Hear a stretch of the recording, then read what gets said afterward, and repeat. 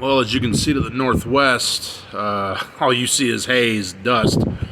Can't even see the strip. I can't see anywhere points north. The winds have really increased. The winds have really increased within the last hour. The trees over there are just going nuts. Look at that.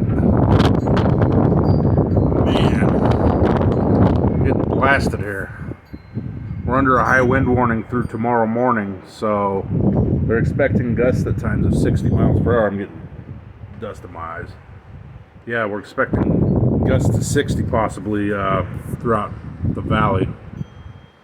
So there's a slight chance of rain early in the morning. But yeah, I just thought I'd give you an update on this crazy wind event that's unfolding. Jeez. Cannot even see to the northwest.